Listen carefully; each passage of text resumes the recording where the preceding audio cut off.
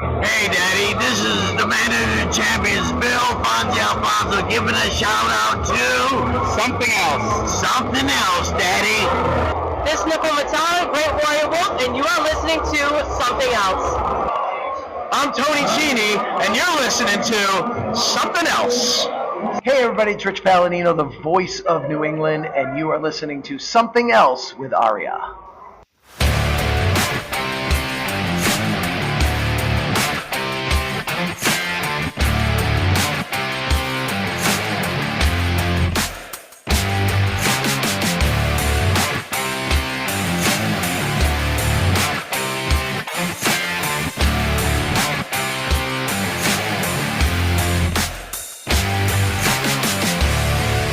Degenerates and reprobates, welcome to episode number 215 of Something Else.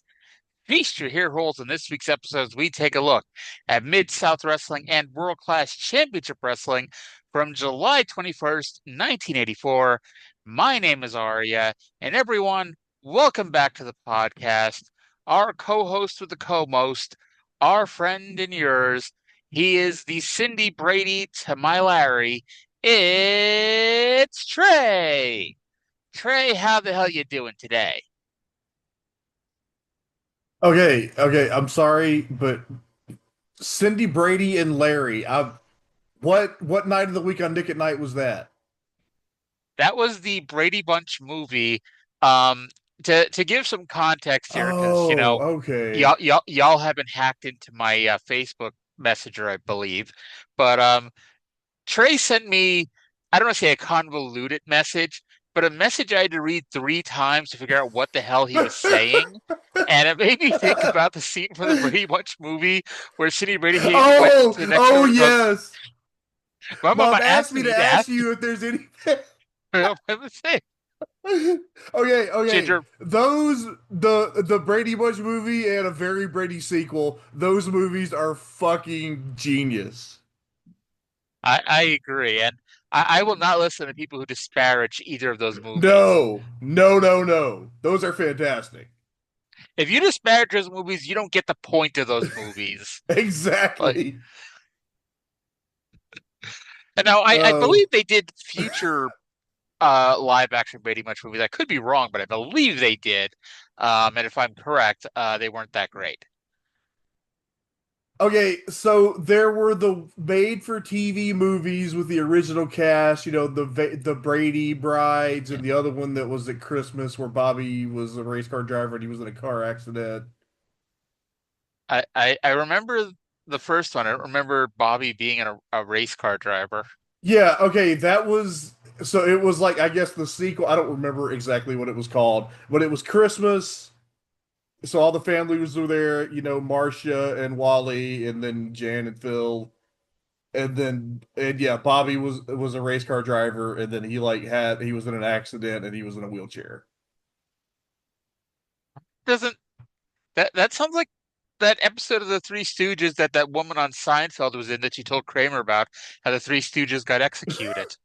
Like, that's a weird choice for the Stooges. That's a weird choice for the Brady Bunch. I think I've only ever watched one episode of Seinfeld. Okay. I'll just say this because I was reading an article online where it's like, oh, shows and episodes that you couldn't do these days. And the fact is, it's all stuff like, people talk about Seinfeld these days. Like, no, it's very 90s. You couldn't make Seinfeld the way Seinfeld was in 2025. However, that's going to be the case forever. Because if you don't think there's shit on TV right now that in 10 years we won't be saying you can't put that on TV now, you're out of your fucking mind. That's going to be the way to perpetuity because people's sensitivities will change forever. Okay, I don't know why, but just for whatever reason, Seinfeld was not in my rotation growing up, so I didn't watch it. My wife did watch it growing up.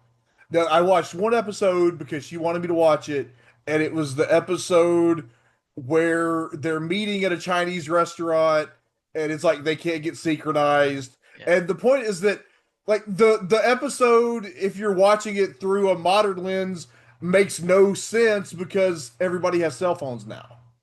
Like Yeah. it just the premises don't work today. The funny thing is, went on that whole rant just to say that I really like Seinfeld, and I used to watch it all the time. And then I forgot to say that part because I was in the middle of ranting and raving about people who bitch online about stupid stuff. Well, so far we've talked about very obscure Brady Bunch TV movie sequels and Seinfeld. Show's off to a Yes, great start. Okay, to get us back on track. Okay, everybody.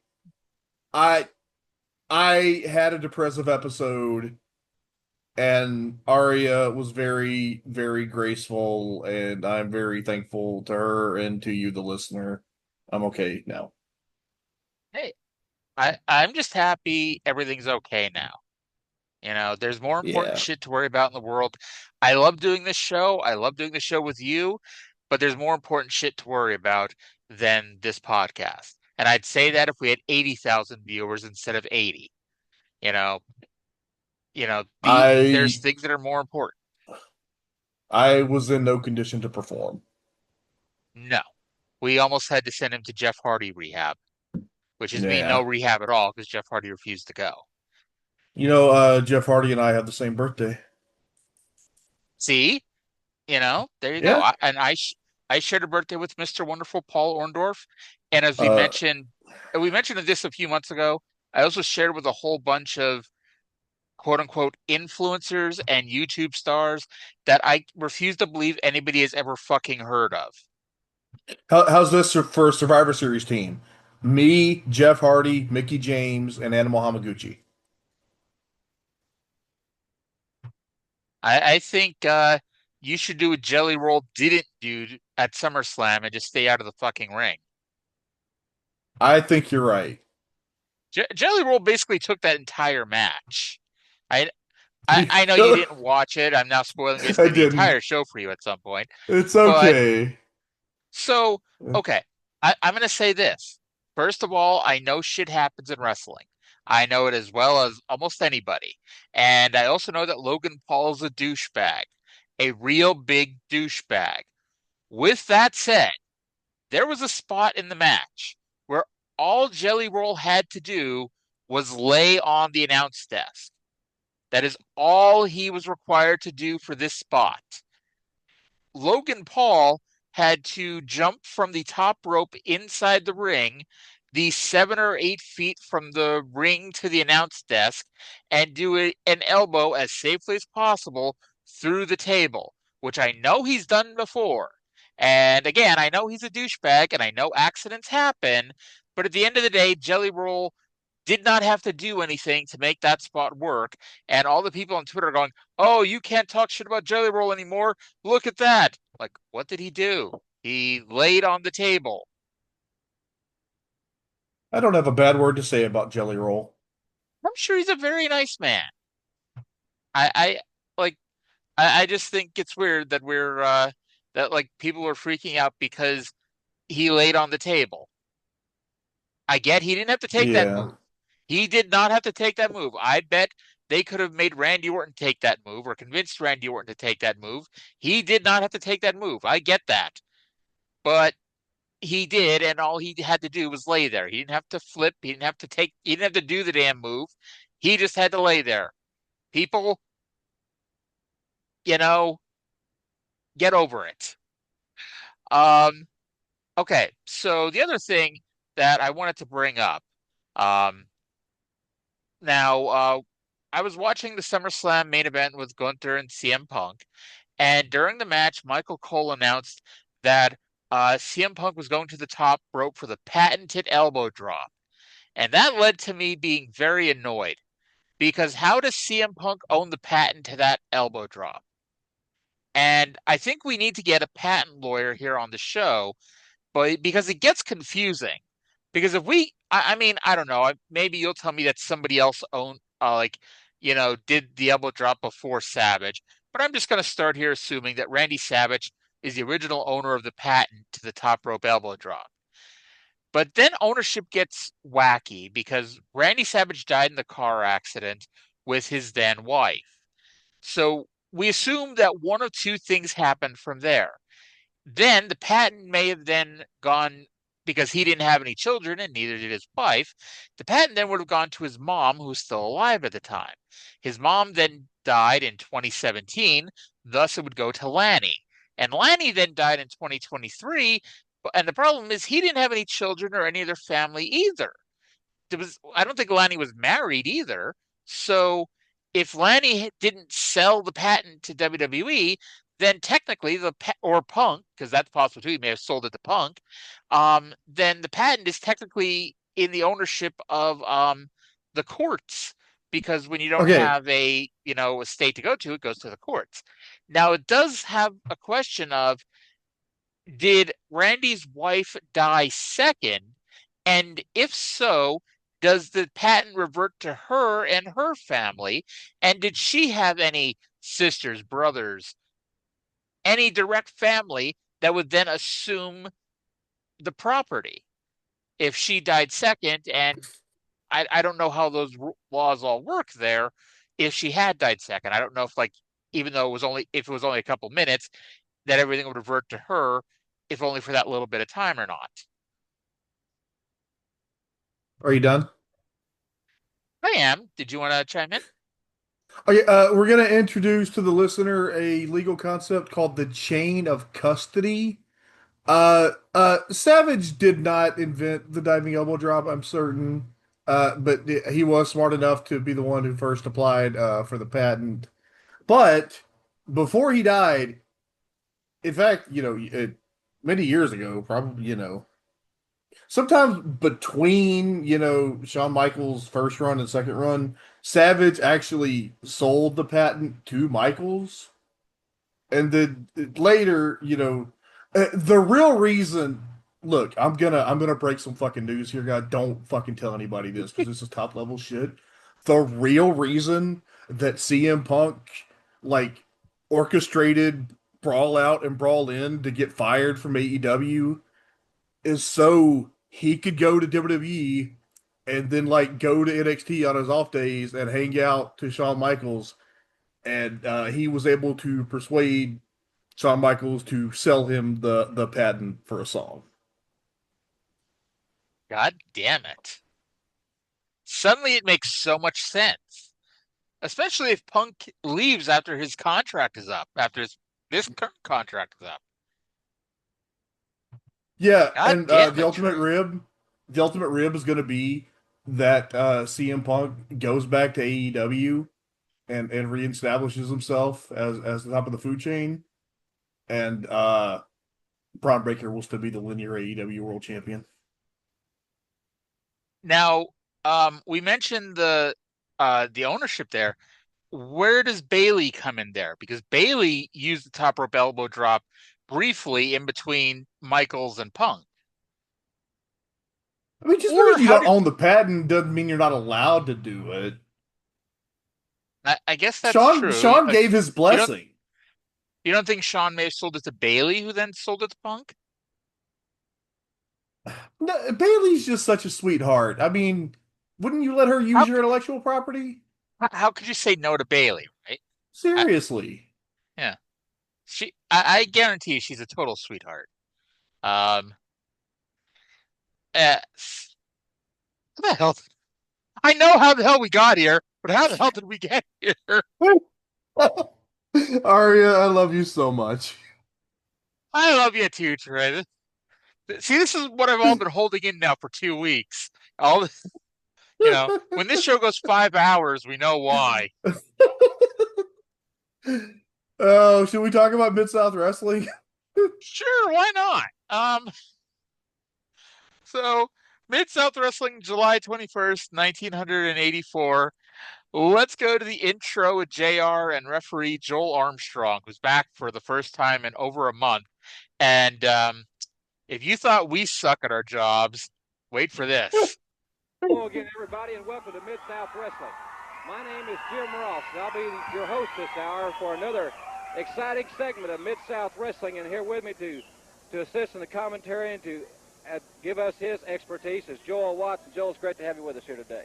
It's great to be here today, Jim, and we've got a lot of great matches coming up, including the Pretty Young Things and a tag team match between the Junkyard Dog and Of course, Hacksaw Jim Duggan will be his partner against Hacksaw Butch Reed and Nature Boy Buddy Landell. Joe, we're also going to see the Fantastics.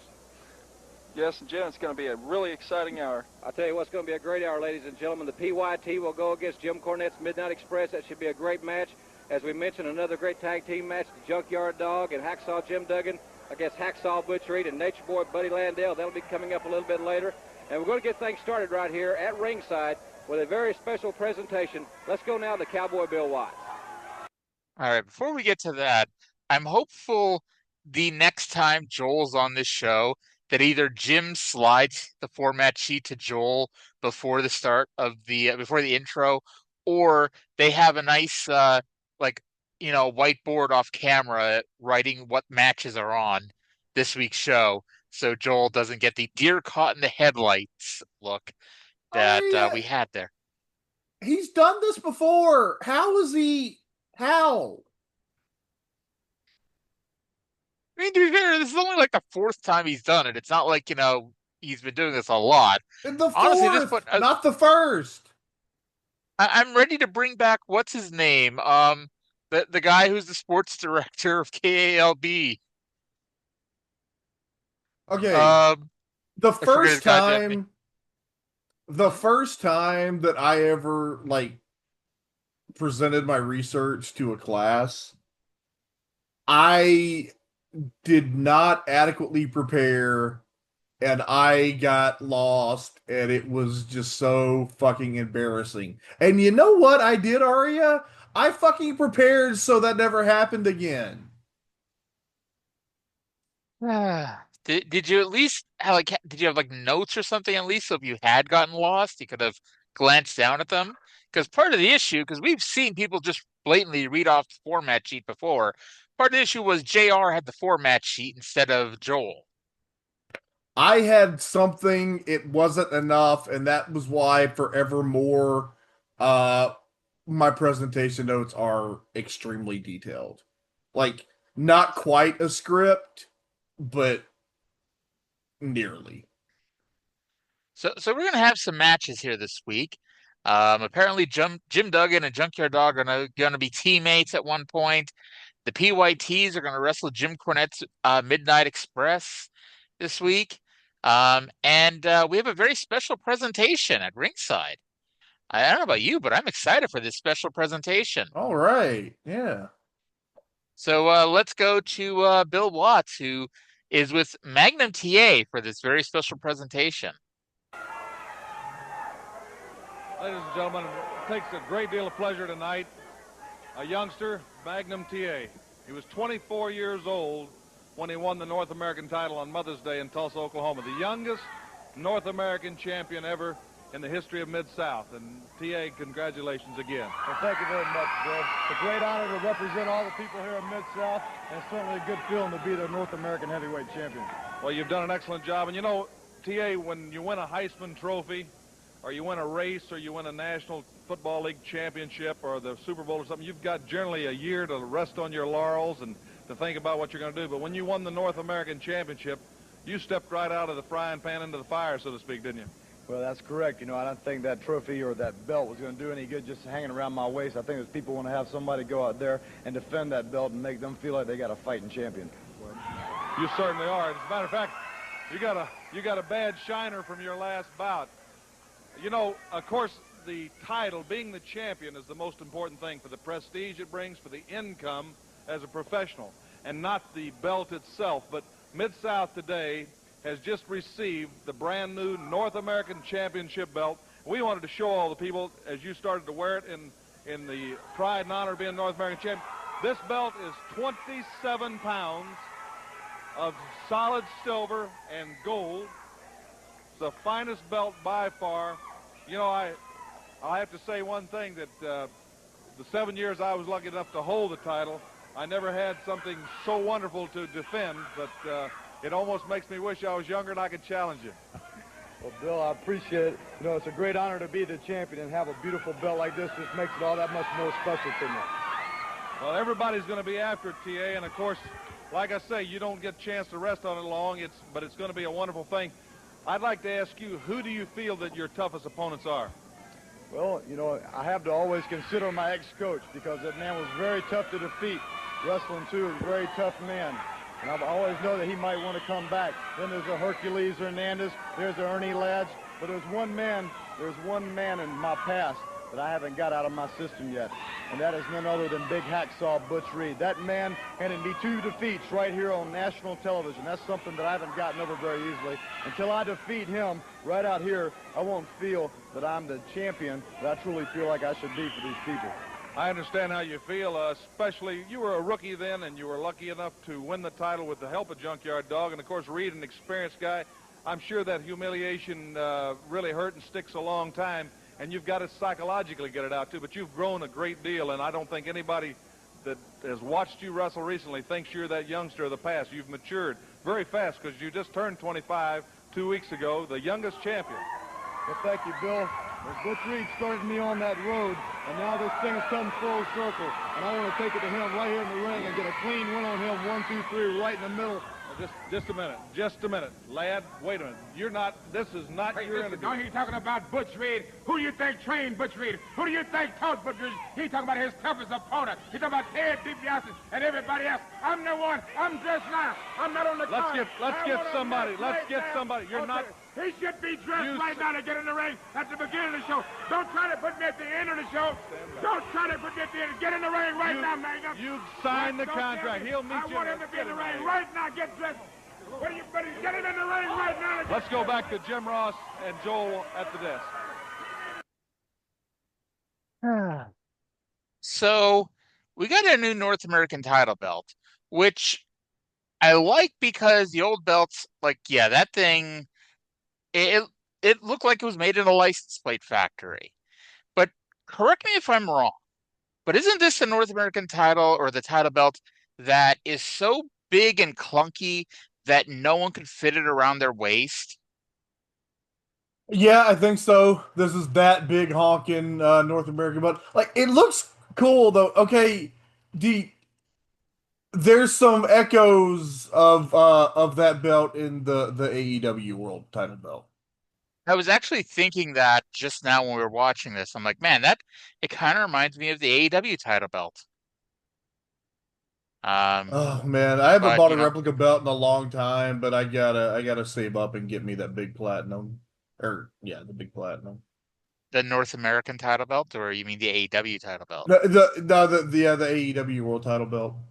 I was gonna say somebody's selling a North American title belt replica on eBay for I'm sorry, not eBay, Amazon actually, for $135. The NXT North American title or the Mid-South North American title? The Mid-South North American.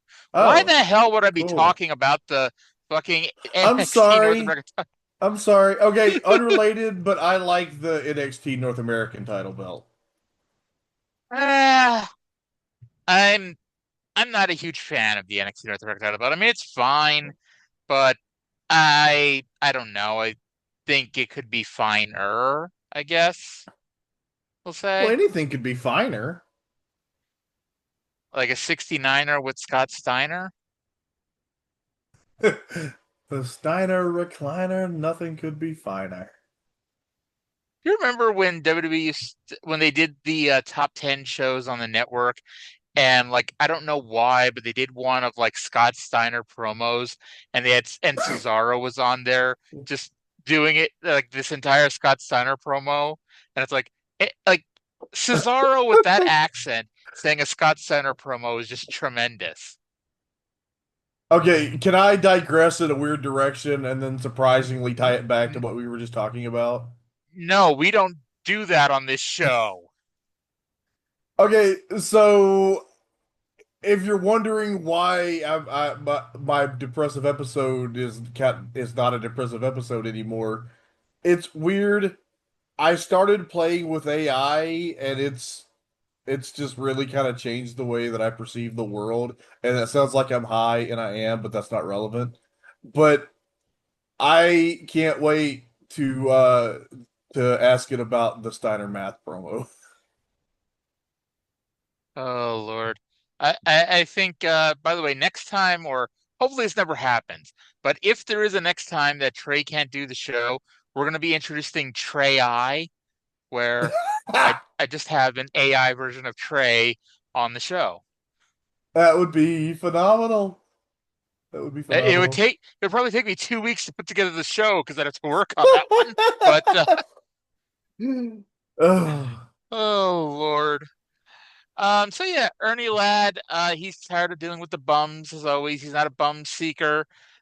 He wants TA in the ring for in the opener of the show for a title match.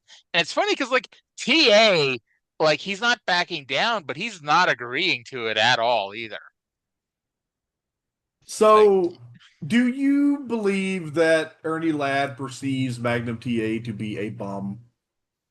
I think he perceives everyone to be a bum, to be honest. So, if he is actively seeking a match with Magnum TA, is he not a bum seeker? Well, there's an exception to be made because Magnum TA is the champion, and you can make Okay. an exception for to seek out a bum as long as they're the champion. Because even if you Okay. beat a bum who's the champion, once you're the champion, you get more money. Okay, so he is not seeking the bomb, he is seeking the championship. Yes, Okay, that's a good distinction.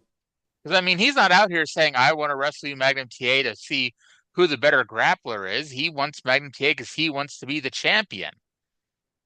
Um, I Yeah, noticed yeah. TA had a pretty nice little shiner there. Uh, Did he? I uh, didn't notice. yeah. Um, and then TA said he wants to defend against Mr. Wrestling 2, which, the guy's out of the territory, so what the hell? I'll challenge him too. Um, and then he also said that until he beats Butch Reed on TV, he doesn't think he really is the champion. So, So is two just gone for us now? yeah. I Okay. mean, I don't know if he comes back to do like a promo or anything, but he is out of the territory, at least wrestling related. Let me double check. Actually, the last time I said that about somebody was Bob Roop, because I swear to this day there was no more Bob Roop Mid-South matches on Cage Match, and then all of a sudden I got to a show like 6 months later with Bob Roop on it, and all of a sudden that was on Cage Match. And to this day, I call shenanigans. Oh, okay. Okay, you know what that means? There'll be a Like Mr. Wrestling 2 match in we're like six some months. no, it means that somewhere in the timeline the temporal time machine is working, we're just fucking around with it. We haven't Okay. quite got it nailed down yet. We've Okay, so created an incidental Bob Root match. That's a result. all right. So technically, we're gonna throw up the technicallys here.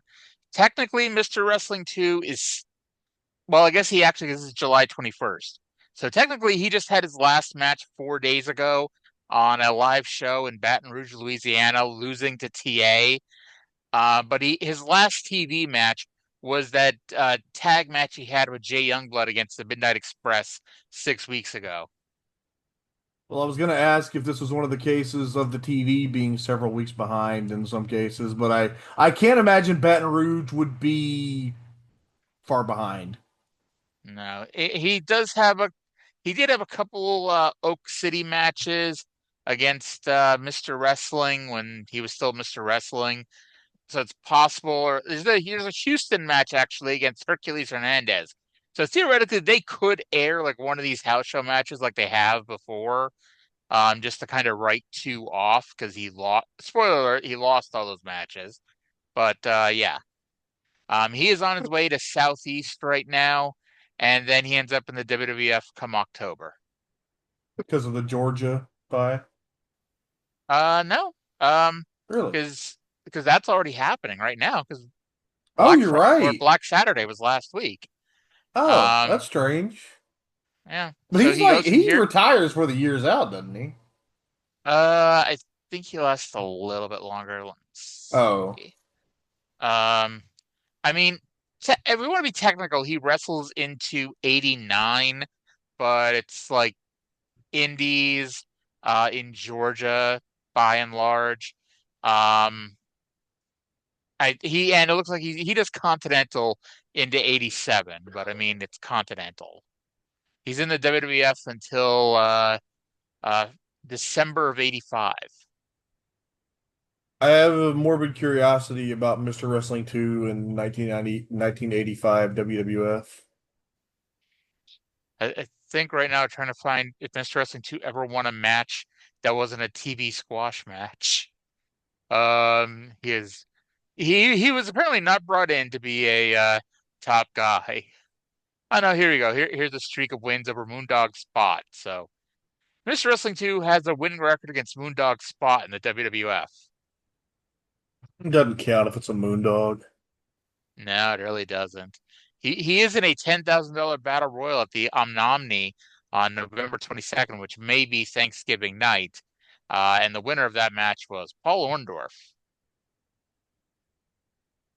Well, that's a wonderful winner. Yes, shares a birthday with me. All right, so now that we've made it 5 minutes into the show, let's go a little bit further and play the intro of our next match. Let's go to the voice of Mid-South, Mr. Boyd Pierce. This event, one fall with a 10-minute time limit at 220 pounds. In the green tights, the blue corner from Detroit, Michigan, Joshua Stroud. You know, I've got something to say at first. I didn't like it too much. I had a bodyguard that was forced on me, but now I come to find that I kind of like having the most powerful human being in the world standing behind me. Hercules Unchained, the most powerful athlete of all time. A man who can protect me and free my mind for other pursuits, such as guiding the Mid-South Tag Team Champions on to even greater victories. And besides that, I am a student of antiquity as well as a great follower of wrestling videotapes from all over the world. And I've got a few surprises that I have added to this man's repertoire in store for all his future opponents. And the man I'm talking about is none other than the great Hercules Hernandez. So we'll get to it in a second, but JC needed to let Hercules actually watch those tapes. It was not enough to just tell him about them. Yeah, okay. That's we do need to talk about that. Okay, listen to me, people within the sound of my voice. Look, every media is limited, and my descriptive powers are limited. I need you to go watch Cornette's introduction, but specifically Boyd Pierce's face. Oh wait, no, we're too far. Fuck, I fucked up. It's okay. We get more than one Jim Cornette intro. Okay, I'm too far ahead in my notes. I'm sorry. It's all right. It's all right. So yeah, Jim Cornette has a few surprises he's added to Hercules' repertoire. Hercules needed some time to learn these fucking moves. And by these fucking moves, I mean the one move that he added to his repertoire, which was the worst Cobra Clutch of all time. Oh my God, I did not think it was difficult to do the Cobra Clutch.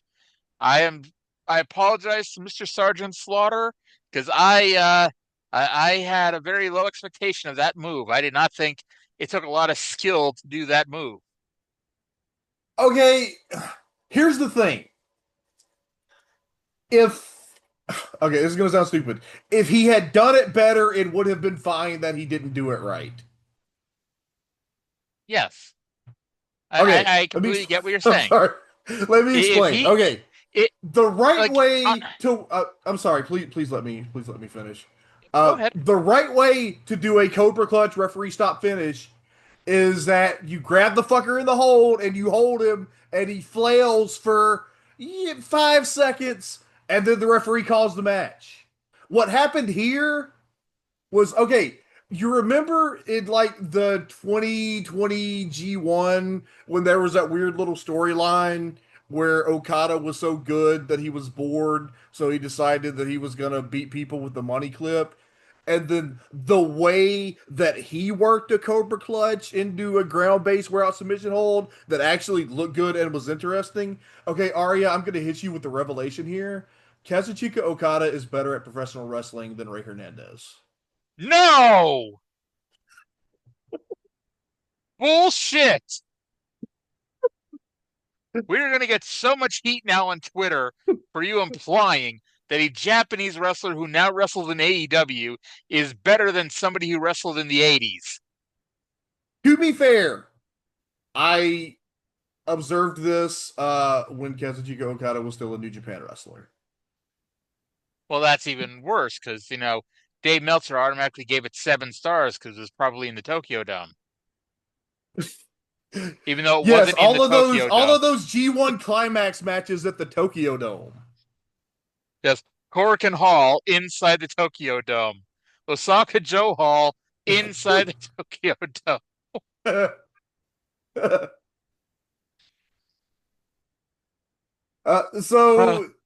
Good idea, bad execution, which I'm going to credit to Cornette's good idea and Hernandez's bad execution. Oh my God. So Dave finally blocked somebody on Twitter today. Oh my God. Okay, he blocks people all the time, but he's like very specific about the people that he blocks. Well, it's rare enough that when he does it, it's a news story. Hey, I'm sorry, tell me the story. So I don't even think it was this person, but he noted what the SummerSlam attendance was.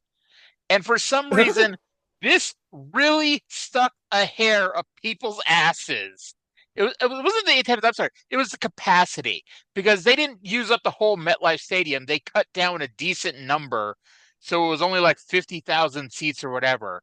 And people lost their fucking shit, even though you could look on TV and see the tarps of them blocking off giant sets of seats. But some people really lost their shit about this. And somebody I saw went on about, oh, you didn't say this when AEW ran a bingo hall the last few weeks. And I'm like, I tell you what, that ballroom in Chicago was a really fucking nice bingo hall if they're using it for bingo. The bingo hall is such a tell that you don't know what the fuck you're talking about. Yes. It's the ECW arena was a bingo hall. That's not like a inside joke. Okay, no. It literally was used for bingo once upon a time. Building. It was a multi-purpose building where one of the uses was they had bingo there. Yes, there's literally a picture of Mike Awesome as the ECW champion standing in front of a bingo board. I really wanted you to tell me that there was a picture of Mike Awesome as ECW champion playing bingo at the ECW arena. That would be tremendous. That would be fucking tremendous. But no, what was it? The Aragon Ballroom in Chicago? Yeah. I have my doubts. I don't know this for a fact because I don't live in Chicago. Any of our listeners in Chicago can let me know. But I have my doubts that they play bingo there. Yeah, that's a really nice building. Interesting that this was framed as being Cornette using his extensive wrestling knowledge to craft his wrestlers. Because we know that Cornette actually did that with a lot of the Midnight Express stuff. And at least we know this means that Cornette gets tapes from New York. I got to the point of making sure I had the name right and didn't get beyond that. So I don't know who actually started, who invented the Cobra Clutch. I mean, when I think of the Cobra Clutch, and I think a lot of people do, it's either Sergeant Slaughter or Ted DiBiase. And again, hey, it's one of those moves that every child wrestling fan has done to other people, has done to their brother, done to their sister. I did not think it was a difficult move. Ray Hernandez proved me wrong. I just think a rear naked is so much simpler. At this point, I'd like to see Hercules trying to do a rear naked choke. It'd probably be like a bear, probably a bear hug. I think that Hercules might be better suited to an Impact finisher. So like a Canadian Destroyer? Yeah, perfect. Oh, you don't mean that kind of Impact. Okay, I'm sorry.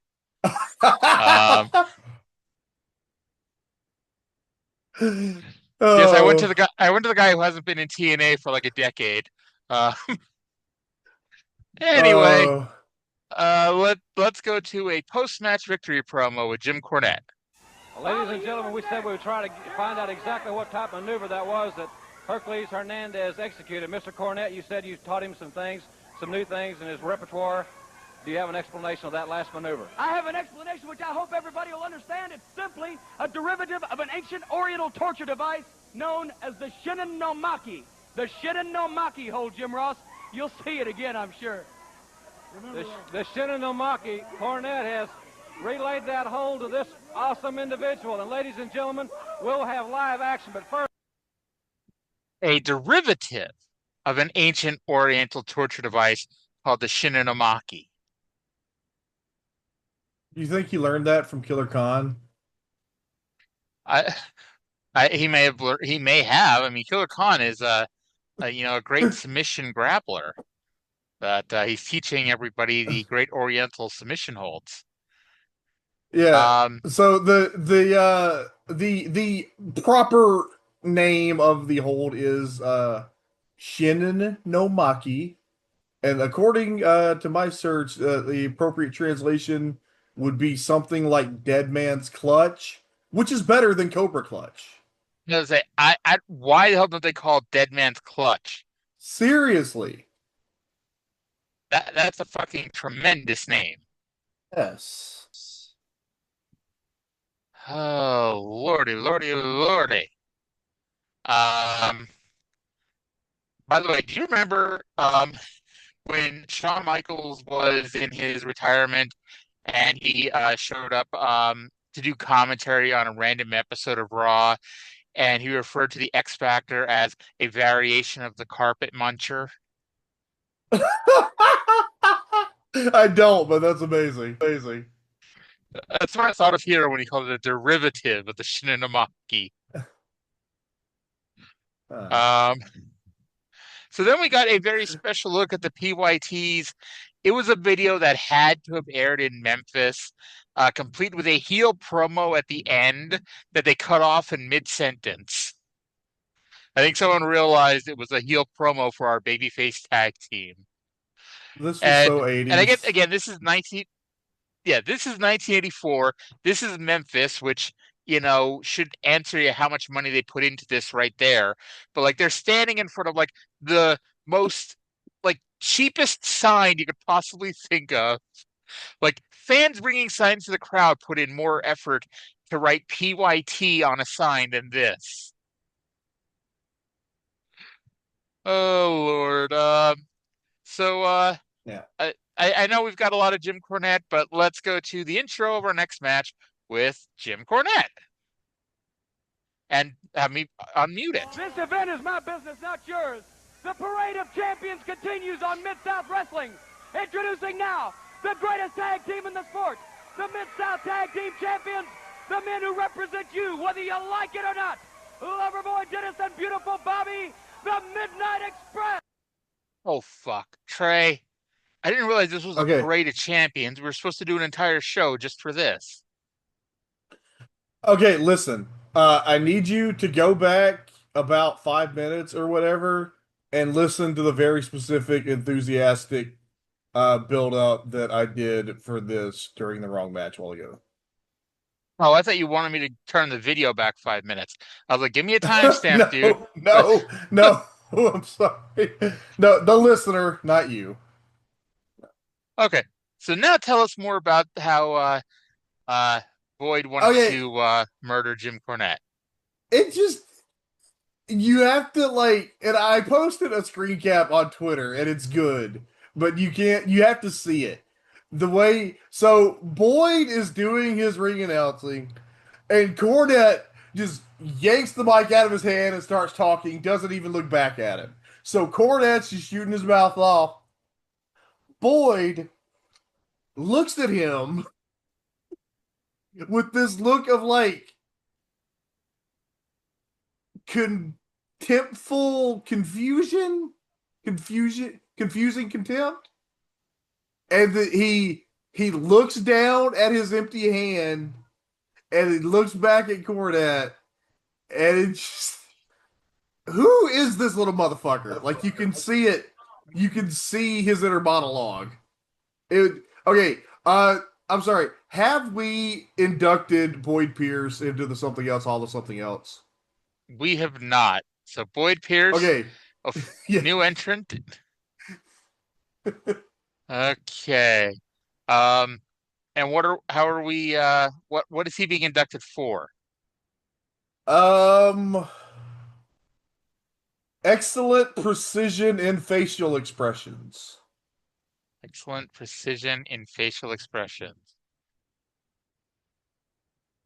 All right. So, by the way, he is now the 6th inductee into the Something Else Hall of Something Else. Can you name the other 5, Trey? No. Baron Gattoni, which I'm Yeah, mad that okay, you didn't. yes. Bruno Sammartino's mom. Yes. For being a bad bitch. Yes. Bill Rathke for his shower on World Class. Yes. Ernie Ladd for saying, "What do you think I am, a bum seeker?" Yes. And Gino Hernandez for spectacular achievement in the world of Gino Hernandez. Okay, is that the only thing from World Class? Well, Bill Rathke was world class. Okay, yeah. We haven't anything from Smoky Mountain? Nope, not yet. Anyway, well, because Smoky Mountain, while it's part of the Something Else Podcasting Network, we don't really. Actually, technically, I guess we do, because the first inductee into the Something Else Hall of This Sucks is Prince Karis. Yeah, exactly. Okay. And the second inductee to the Something Else Hall of This Sucks, the Moondogs. Yeah. I'm noticing a pattern here. Okay, we got to even the registry a little bit. We got to induct into the Something Else Hall of Something Else. The entire storyline, build up, and execution of the Dirty White Boy and Mr. Run Right babyface turn. I'm gonna say something now while Arya is writing that, which I should have anticipated sooner. Because of course she's writing down exactly what I say, because that's what Arya does. That's why we love her. That's why we appreciate her here. We love Arya because I write down what Trey says. Well, because you keep track of the Hall of Fame, the Something Else Hall of Something Else, and the Something Else Hall of This Sucks. So I don't have to. And you were writing down precisely what I said about that segment, so you could put precisely what I meant into the Hall of the Something Else Hall of Something Else. By the way, the other 2 inductees into Something Else Hall of This Sucks, the Super Date at the Superdome video for driving Arya fucking crazy, and Ed Siegel for being the worst wrestler of all time this week. Okay, should we include the Magnum TA My Way video? Nah. Okay. I think we're kind of past at this point. Yeah. Yeah, so we are getting some inductees into here to the halls of Something Else, and this sucks. I think I'm ready. I think we'll induct this video file here by the end of the show, but we'll get to that here in 10 minutes.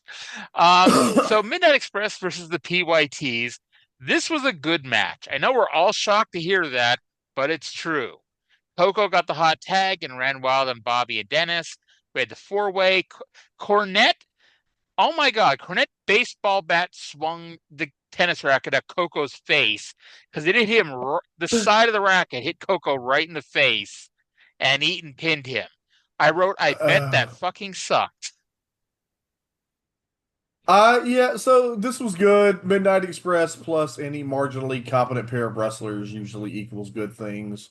Bobby either got drop kicked right in the nose or made the distinct choice to sell as if he was drop kicked right in the nose. By the way, but between Josh Stroud having to do a job to that Cobra Clutch, Coco Ware taking the tennis rackets, the side of it to his face, and what we're going to talk about later with Sonny King, the name of the show could be Crimes Against Black People. But I dare you to make the title Crimes Against Black People with no context. Nope, I ain't that stupid. Oh. I have a race related episode title for about 4 weeks from now. And I do have permission from the powers that be to put that as our episode title. But so I don't want to spoil the race relations ahead of time, I guess. I don't want to give us too much. Thank you for choosing to defer your spoiling of race relations. It is very magnanimous of you. Yes. Which, by the way, the comment in a few weeks is going to pop me and maybe 2 other people, and one of the 2 other people may be somebody else on this show. Because I think, like everything else, anything I reference is going to at least be slightly obscure. Yeah. So then we get a Terry Taylor Who Is a Little Bitch music video. It was set to Do You Think I'm Sexy by Rod Stewart. Yes, it was. Terry Taylor, as we mentioned, he's a good-looking man, and if he didn't get into pro wrestling, he could have been a male model. If he came into wrestling now, he could be on ROH as part of MXM. But it's a weird thing. It's I get this is before fans are turning on pretty boy baby faces, but I don't know. This feels like it's a little too much, especially even though Mid-South does have a sizable female audience. But I do think you're running the risk of especially videos like this, which are very beefcakey, that you're running the risk of turning the male audience against him. Yeah, I see what you mean. Who do you think the lady was? She was cute. Was that Terry Shoot girlfriend, you think? I thought there was more than one lady, to be honest. Maybe the first one that he's talking to at the restaurant was the one I was thinking about. I wrote down, I hope one of these women are his wife. Joel has been playing with the color filters. Yeah, yes, he has. Yes, he has. Well, then we get champion of television Terry Taylor, Who Is a Little Bitch, versus Pat Rose. Terry Taylor, Who Is a Little Bitch, is such a little bitch that Boyd doesn't even refer to him as the champion of television, if you didn't notice. And then Taylor, Who Is a Little Bitch, won with a 5-arm. Terry Taylor's also a stooge. Yes, he is. But he's not a stooge yet. He doesn't become a stooge for at least a few years. I bet it. Look, so if you are a stooge, it is in your nature to stooge. Indeed. By the way, I'm assuming you bring this up because JC's been putting up the TNA videos from 2009 lately. Including I didn't, but I understand. I understand why you would make that link. I did hear the thing, and I did enjoy the further illumination of the great story of the stooge test. But I probably would have made the joke anyway because the original Terry Taylor is a fucking stooge, and other affirmations that Terry Taylor is in fact a stooge likely would have led me to make that joke anyway. Very true. I'm actually mad because when he told the story about how in January 2009 they wanted them to start doing agent reports, and then because nobody did them, they backed off on it for 6 months. And I'm mad because now he's out of agent reports to talk about. I'm sure you'll find other stuff from that period to talk about, but I'm annoyed that. Want to know if there's anything interesting from Ring of Honor? Sure. I did enjoy him talking about there was a random tag team elimination match with Booker T and Scott Steiner versus P. Williams and Eric Young, where Booker basically got in the ring and quote unquote forgot to do what he was supposed to do to get over Eric Young and just ate him up and pinned him. And then he's claimed later that he forgot and everyone knew he was full of it. Booker TNA is just an amazing example of, look, you know how there's the kind of sense of in that period of TNA, there was a trend of people who were tired from extended WWE runs going to TNA for a little while to collect an easy paycheck. and while putting in very little effort, big leaguing the whole thing, and just generally being a detriment to the overall product.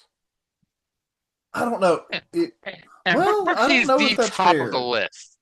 Yeah, that's the point. Booker T is the embodiment of that spirit. But on the other hand, the main event mafia shit, what he was doing, like the weird version that was kind of King Booker, but it was also kind of its own thing. That shit was gold. It's like, it's bad when Kevin Nash is working harder than you. It's like, I'm sorry, Booker. Like, that was just embarrassing. Scott Steiner was hurt, and he obviously, was towards the end of his career, and Steiner was doing more than Booker to try to get shit over. But yeah, there's a line between all those ex WWE guys who go into TNA that you have Kurt Angle and Christian, who and obviously Christian to a slightly lesser extent, but who were like, okay, I need to prove a fucking point, and I'm gonna go kill it and do what I can here. You had people like Sting and Scott Steiner who did what they could. Like, I'm not going to say they were Kurt Angle and Christian in a sense, but I'm also not going to say they dogged it at any point. And then you have your Booker T's. And even I know I put him over slightly there, but even the Kevin Nashes, where it's like, okay, yeah, you did a little more than Booker, but that's still a pretty low bar. Okay, Kurt Angle went to TNA and worked harder than ever. The combination of to prove a point and because he was fucked up on painkillers. Mick Foley went to TNA and just worked harder than he should have been at that point because he is Mick Foley. Christian went to TNA and was Christian and did better just because Christian is really good and he was finally in a company where the booker didn't just fucking hate him for no reason. Yeah. Like, hell, I know, I rip on TNA on Wednesdays all the time, but D'Lo Brown went in with a chip on his shoulder. Like, his promos fucking suck because it's like it's still the WWE is the big stars and we're the pissant company, but still his work in the ring is fucking crazy good. That you can always tell the people who have a point to prove that felt that for whatever reason they were disrespected. Who? Ray? Oh yeah, Raven. Yeah, I think they said Maven. I'm like, Maven was never in TNA. Oh Lord. Kurt Hennig took it as a joke. Scott Hall depended on the show. Because sometimes Scott Hall, especially when he was straight, he was the good Scott Hall, and then the next week he'd be the bad Scott Hall. It's like, man, you talk about people that if his head had ever been right, how goddamn great Scott Hall could have been. Think about how great he was with his head not right. Yeah, man, yeah. And and it sucks that TNA, they're not perfect, but they're doing pretty damn well for themselves, especially these last few years, even before they became NXTNA. But it's they're obviously a distant at best third in the American pro wrestling race. And it's and at the time when they did have more popularity, they weren't smart enough to get the next generation going and to push the bigger stars to the side until it was way too late. Yeah. Agree. Lost opportunity. All right. This is what happens. Like I said, this show's going to go 5 hours long, but this is what happens when Trey and I don't talk for 2 weeks because, this fucking show, we're not even well, I guess we are halfway done Mid-South, but yeah, barely more than half. Junkyard Dog and Jim Dugan versus Butch Reed and Buddy Landel. Dog and Dugan hit the ring and the brawl began. Reed and Landel were really rocked, and neither were too excited to get in the ring once the match actually got going. Cornette and Hercules came to the ring to scout the match. Reed was really selling exhaustion at one point and kept doing drop downs in front of Duggan until Duggan went for a knee drop. Then Reed rolled out of the way and the heels took over. Dog just got in the ring for a 4-way. Duggan ran the ropes, and Cornette yanked down the top rope for the DQ. And at this point, the video file got all fucked up. So I'm going to say something that I never have to do, because usually it's the other way around, because WWE edits these shows all to hell because of copyright reasons. They were not airing that PYT music video. They're not airing the Magnum TA music video. For copyright reasons, they have to edit these shows all to hell. Well, I had to go to Peacock, and Peacock had the full fucking angle here as to what happened. So here's what happened. Sonny King runs down with a diving headbutt to Hercules, and Cornette runs away. Duggan chased Cornette and ran into the Midnight Express, and he butted their heads together. And this is where the video file went to and from commercial. Like, just rapid fire. We're in commercial, we're out of commercial. And we got a fucked up promo that they re-aired on the video file, and we'll get to that here in a minute or two. But what happened was, and thank you to Peacock for this one, Hercules hit Sonny King with a 2x4. After Duggan ran off with Jim Cornette in the Midnight Express, Sonny got in the ring to save Junkyard Dog. Duggan ran back in with the 2x4. Landell tackled Duggan. Hercules got the 2x4, and Sonny covered Duggan because Hercules went to hit Duggan with it. And Sonny took the 2x4 shot, and he actually took 3 of them. Reed and Landell gave Duggan a spike pile driver, and eventually Dog ran them off with a chain. Did you go back and try to watch any of this on the cock? Well, no, because I watched the restored versions that have the HD footage from Peacock with the missing stuff edited in to make it complete. Well, that is not the versions that I watch. Why not? I don't know, because those are usually a lot bigger files, and I like having my little condensed 364 megabyte file from Bill's ex-wife, whose name currently escapes my head, from her collection. Hold on. I can't remember Bill's wife's name or his ex-wife. Oh, I don't. I don't either, and that's not what you're looking up. What date is the show? What was the date of the show? So technically, it's July 21st, 1984, but depending on what video file you see, most of them listed as July 19th. For some reason, like Mid-South was never labeled correctly, because like July 19th is a Thursday. The show did not air on Thursdays. My version is 514 megabytes. Well, it's still 150 megabytes to save room for something else. You're sacrificing. Never mind. Never mind. Because this is like the first time anything like this has happened. Like, yes, if this happens, a couple more times, I'm gonna ask you to send me that file or the torrent link so I can download it properly. But it's like one time in 3.5 years, or 2.5 years, excuse me, I'm not running for the hills to go download a different torrent. But anywho, let's go to a promo afterwards. Bill Watts is in the ring. Referees and Junkyard Dog and Jim Duggan are standing around Sonny King, and we're gonna listen to see what the hell's going on.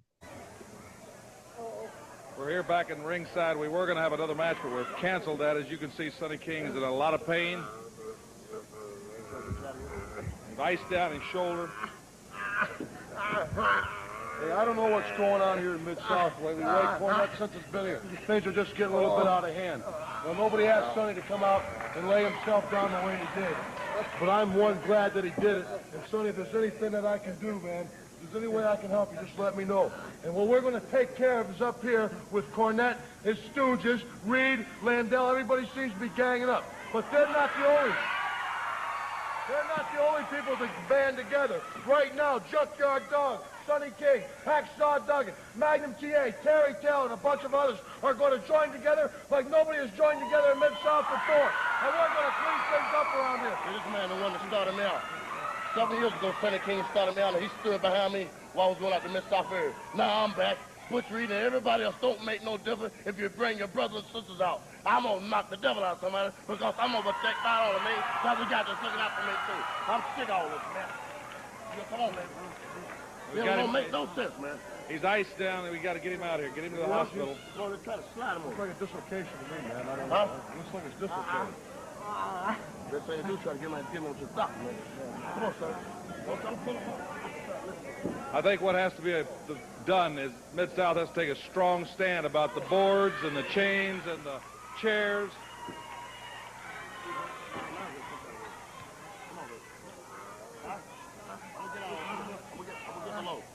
Come on, son.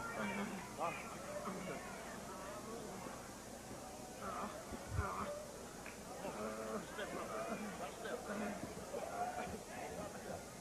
Pretty sure there's something more to this, and I'm not just playing 30 seconds of Sonny King moaning into the microphone.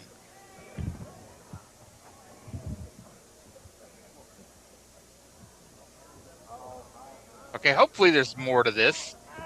Maybe I was drunk when watching this.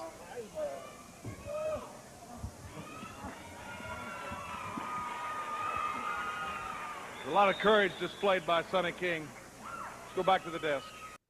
We listened to 30 seconds of Bill Watts because I thought it was, or 30 seconds of Sonny King moaning because that was important for Bill Watts to say that one line. Okay, then. Maybe we need to take the controls of the show away from Arya.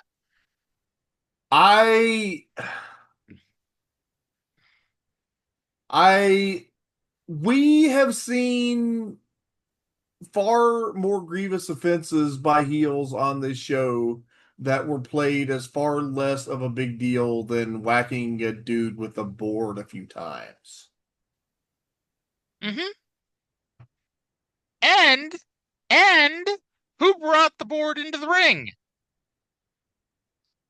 And more importantly, who brings the chain into the ring? Bill Watts is going up on people bringing in boards and chains, and the people who do that are his two top baby faces standing next to him.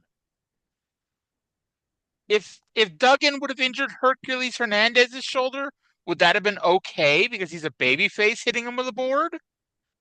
I'm sure he would have justified it. We didn't get the Fantastics because Sonny King's arm hurt too bad to get out of the ring. Mm-hmm. Yeah. Play the Jim Ross promo, please. You don't want to talk about how the Fantastics are, we couldn't get them in the ring, but we got to have a 3-minute music video for the Fantastics? We can talk about that later. I didn't even really want to talk about it. I just wanted to note it. Well, technically it's before the JR Terry Taylor promo, but anyway, yeah. I did note, by the way, that on the go into commercial thing, it said the Fantastics are special. So why aren't they called the Specialists? Anyway, yeah. Let's go to JR, who's talking to Terry Taylor, who is a little bitch, about a match that's coming next week. Ladies and gentlemen, I'm here at ringside with the Mid-South Television Champion, Terry Taylor. And next week here at Mid-South Wrestling, Terry Taylor will be defending the Mid-South Television Championship against Crusher Khrushchev. And Terry, there's been a lot of controversy surrounding the Mid-South Television title. There's a lot of controversy at this point in time. I know you want to make an explanation and tell the people a little bit about how you feel about that championship. Well, as everybody knows, I did beat Khrushchev for that TV title, but there's something going on with Dr. Death. He decided he's going to keep the medal. I'm the champion, but he wants to keep the medal. Well, Mid-South is making my bookings for me. We have these contracts already signed out, and since I beat Khrushchev, he is the #1 contender, so he is next in line. But I just want to assure everybody here that after Khrushchev, if I come out with this with a victory, that I am going to go after Dr. Death because he has something that is mine, and I'm going to get it. I'm going to get it. One way or another. Dr. Death is a great athlete. No one has ever denied that, but he did not earn that medal. You earned it. A lot of tough work. We've seen it right here on Mid-South Wrestling. Well, that's true. Everything I've got since I've been here, I've worked hard for, and I don't expect anything handed to me. And I expect a fight from Dr. Death. He's shown how he's going to be, and I'm just going to show how bad and tough Terry Taylor has to be when it gets like that. Well, ladies and gentlemen, there you hear it. Terry Taylor, the Mid-South Television Champion, will be right here next week going against Crusher Khrushchev. And for Boyd Pierce and Joel Watt. Is Ferrara available on Cameo, you think? Who? You think Ed Ferrara? Probably. You think we could pay Ed Ferrara to cut a clip saying Terry Taylor, who is a little bitch, and then every time Jim Ross says it on the show, we can edit in Ed Ferrara saying that instead? I think you could pay Ed Ferraro to do anything. I met him at WrestleMania 32 weekend, and don't tell Jim Cornette this, but I thought he was a nice guy. But then again, Ed Ferraro didn't mock my best friend, who had a facial paralysis. Yeah. So, okay, I have nothing to say about this segment, and you actually skipped the thing I wanted to talk about. So I will let you complete your analysis of this Terry Taylor promo. What did you want to talk about? Was there anything missing, or anything I didn't mention? There was a brief segment that went back to Jim Ross and Joe Watts at the table, and they reacted to the segment that we discussed before. And I want to particularly address this is verbatim what Jim Ross, who we know now in with the benefit of 41 years of hindsight, is the greatest professional wrestling announcer of all time. This was what Jim Ross said. I have been around Mid-South. Do you want to play it? No, let me read it. I'm going to read it, okay? Sure.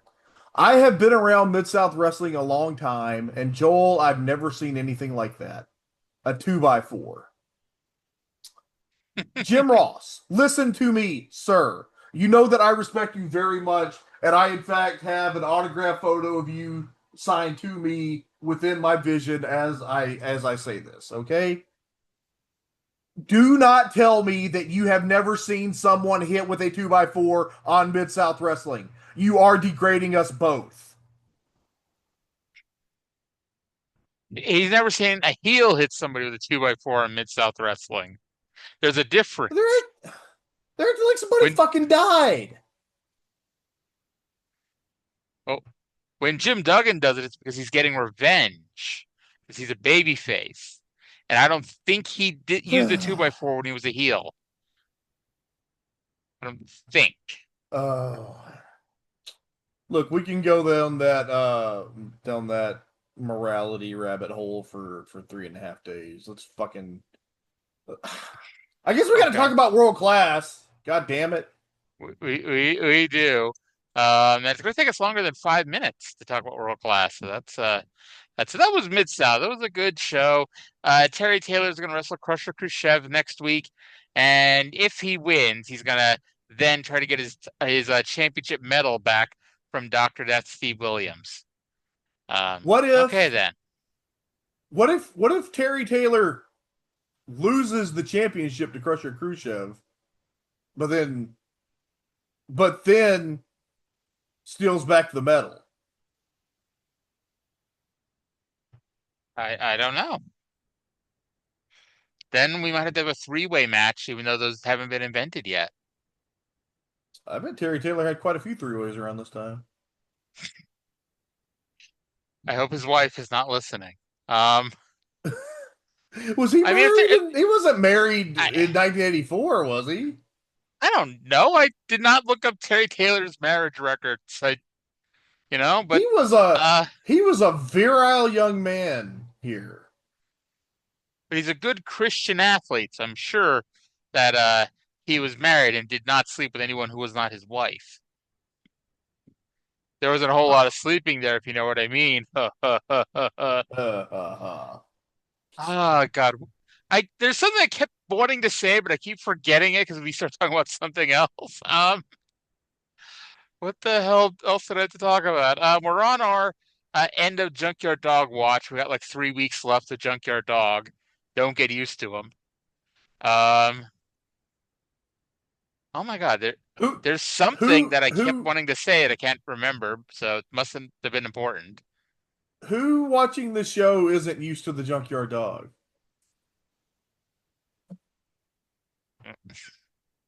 Somebody who just started listening last week. But they also just started watching the show this week? Yes. Okay. Because why would you watch Mid-South if you weren't just following along with this show? I can't imagine. Yeah. I can't imagine why you would watch World Class if you weren't following along with the show. I don't know why you'd watch World Class even if you were following along with this show. I I watched the show, and I don't know that I watched the show. I don't know that the show was real. The worst part about this did show. my mind. Go on. Go ahead. Go on. The worst part about this show is that there was neither a lengthy replay of a match from last week or the week before, nor was there a Buck Zumhofe match. So we had to watch the entire 45 minutes. I remember what I was going to say. I was talking about Ed Ferrara at WrestleMania 32. I also met Russo, but I was also Lance Storm has told the story that he was there and Russo came running up to him and started rambling. I was there talking to Lance and Brian Alvarez when he did that. He just ran up and went, "Bro, I never had any heat with you, bro. I put 3 belts on you, bro." And Lance just blew him off, and it was tremendous. Bro. That's about what. Yeah. That's a very Lance Storm reaction. Yeah. So anyway, let's go. Speaking of Lance Storm, R.I.P. Champagne Jerry Morrow. Yes. I chuckle just because it's kind of a weird. I know why it's a segue, but it's like speaking of Lance Storm, rest in peace, Jerry Morrow. Because yes, Jerry Morrow is like one of those guys that like if you weren't following Canadian wrestling in the 80s and 90s and you're not a super duper smart fan, it's like Jerry Morrow is not one of those guys that you really know because he never became a big star. No one really talks about him when you talk about great Stampede moments or angles or matches. His name doesn't come to the top of the list. But when you hear people talk who worked in the Stampede, who worked in Canada, Jerry Morrow is a lot of the reason why all those guys became really good workers because Jerry Morrow would work with all of them and they got better from working with Jerry Morrow, and just Jerry never really got his big break. Yes, and our listener already knew that because during the last Smoky Mountain review, I talked about Jerry Morrow and his significance in Lance Storm's formation as a worker. I'm shocked you remember back that far. I'm sorry, I shouldn't make a joke about that. Anyway, let's go to Bill Mercer, who's going to introduce this week's episode of World Class. While I scroll down to my notes to World Class and not to JR introducing Mid-South. Welcome to World Class Championship Wrestling from the world-famed Sportatorium in downtown Dallas, Texas. I'm Bill Mercer. Great to have you with us, and what a tremendous main event we have on World Class Championship Wrestling. Kevin Von Erich teams up with a gentleman from England, Chris Adams, against that terrible duo, Terry Gordy of the Freebirds and the menacing Mongol Killer Khan. We also have been invited poolside to meet with Gino Hernandez, the American and Texas heavyweight champion, and our first bout coming up on World Class Championship Wrestling features an unmasked Super D, Scott Hog Irwin. All this next on World Class Championship Wrestling. Why is it always the heels inviting Bill Mercer to the pool? Look, he's just happy to be invited to a pool. Yeah, I'd rather be friends with the heels because, I mean, if I'm friends with Von Erichs, I get taken hunting. I got no interest in hunting. You know? Yeah. Heels know how to party. I know, right? Today we're gonna have Kevin Adams versus Gordy Khan. We got poolside with Gino, and we're gonna have Scott Hog Irwin wrestling. And boy, are we! Yes, that leads us to our first match. It is in fact Scott Hall Irwin with a whip and General Skandor Akbar versus the very capable Mike Reed. It's been a while since we've had the very capable Mike Reed on this show. Yeah, always good to see the very capable Mike Reed against. I'm sorry, did you call him Scott Hall Irwin, or did I hear that wrong? No, you heard it right. The first time a few weeks ago they called him Scott Hogg Irwin. It sounded like it said Scott Hall, and so it's like I've been much like how Terry Taylor is a little bitch. Scott Hogg Irwin is Scott Hall Irwin. I gotta say, it's a lot easier to see which Super Destroyer is which now that they're unmasked. Yes. So Akbar apparently has some exciting information to share about a partner for Max. This information is so exciting that they never brought it up again on the show. That would have been the most interesting thing on the show if he had known anything interesting. Yeah. This match was so exciting that Mercer shouts out Jay from San Antonio, who just became a new father, and the USFL of his son Ed. Yes, and the USFL San Antonio Gunslingers. Now, Trey, I know you're a huge football fan. So the USFL had an 18-game season. Do you care to guess how many wins San Antonio had in 1984 out of 18? 1. Close-ish. They had 7. They thought they were convenience store. They were 7-11. A 1 can look an awful lot like a 7. That is true. That is very true.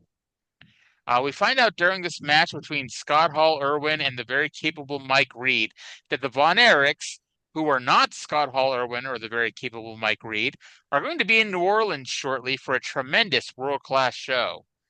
I guess we'll find out how tremendous it is. And I imagine that because they know they work with Watts, I imagine it's going to be a Mid-South show that they're at. And I'm interested to see if they air it because World Class puts in a lot more money for production than Mid-South does. And so I'll be interested to see if they air it and how it airs. Yes. So this match could be a study in disinterest if it were a little more interesting. You were like so excited about this match you wanted to start talking about Jay from San Antonio being a new father. Yeah, and that son one day asked me if I had any weed outside of a Wrestle Circus show. Can you imagine it was the same guy? I think Ed is older than that. So Scott Hall won with the superplex. I'm taking away all possible denials that it's not Scott Hall. You can tell. Look, you can tell that Aria and I both spent the whole match writing jokes to pop each other. Yes. If there's nothing interesting to pop each other with, we just tell you the result. If the match goes 35 minutes for no good reason, we're going to spend that 35 minutes like, okay, how can I make Trey laugh here? Oh, did you order your copy of Requiem for a Champion? Oh, definitely. I mean, it's a free book. And, if they try to tell me otherwise, I'm going to sue them because I just watched a TV show. If WWE did not want me calling them up or writing them, asking for my free copy of a book, they would censor out the address.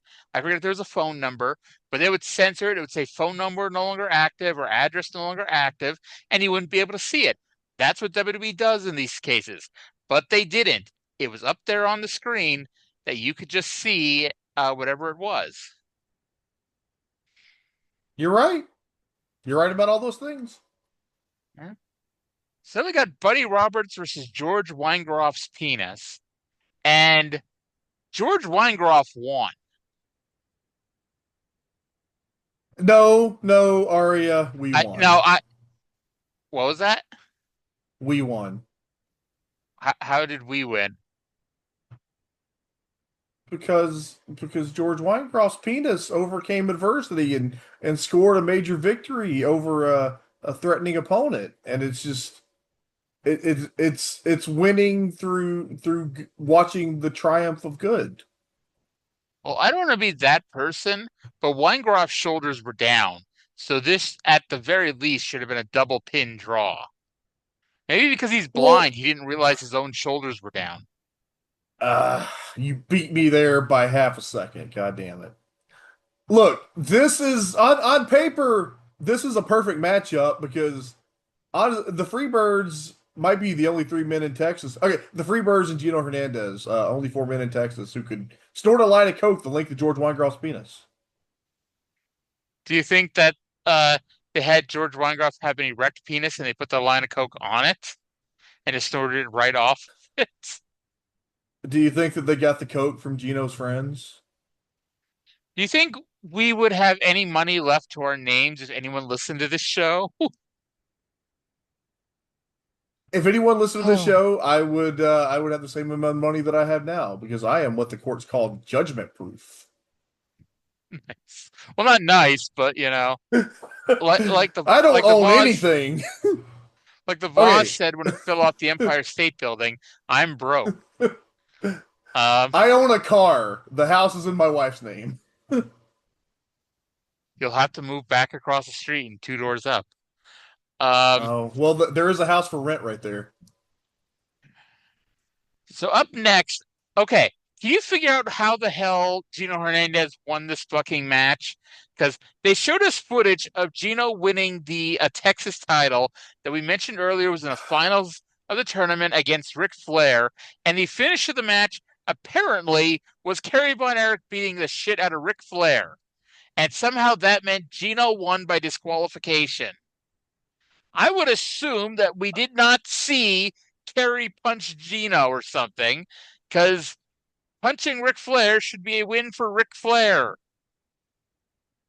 I didn't know what was going on, and neither did Bill Mercer, and I was going to say that I still don't know why they showed us this, but I guess I do. This was... Whatever.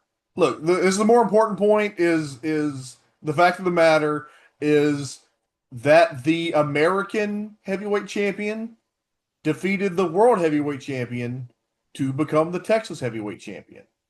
And that is exactly how Texans perceive the universe. The much more prestigious Texas heavyweight title. Yes. Oh, my late father-in-law used to like to say that every Texan has the yellow rose of Texas tattooed on their ass cheek. Not that we're asking to show it here on the show, but do you? You don't remember us getting drunk that night and getting matching David Von Erich tattoos? I don't think us did it, but I'm sure you did it.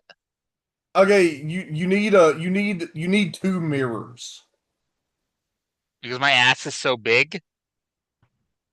No, because you can't see your ass in one mirror. You're not so fucking flexible that you can see your ass in one mirror. No, but I mean, if I wanted to take a picture of my own ass, I could just pull down my trousers and take a picture of it. Okay, in my defense, when I made that statement, I forgot that cameras existed. I like the way that you ignore technology, Trey. It's what I appreciate about you. Is that what you appreciate about me? It is. Let's go to Bill Mercer, who is now poolside with Gino Hernandez. American heavyweight champion Gino Hernandez at his luxurious penthouse pool. Gino, we just showed the tape, portion of that championship tape at San Antonio. Very controversial. I'm sure the fans are wondering about it. Can you clarify it somewhat? There's absolutely nothing to clarify, Bill Mercer. The facts are now that I'm the Texas heavyweight champion along with the American heavyweight champion. There's no controversy. Let's just stick with facts. I'm the champion. Well, those are the facts. But the Von Erichs are very upset of the matter that you have that championship.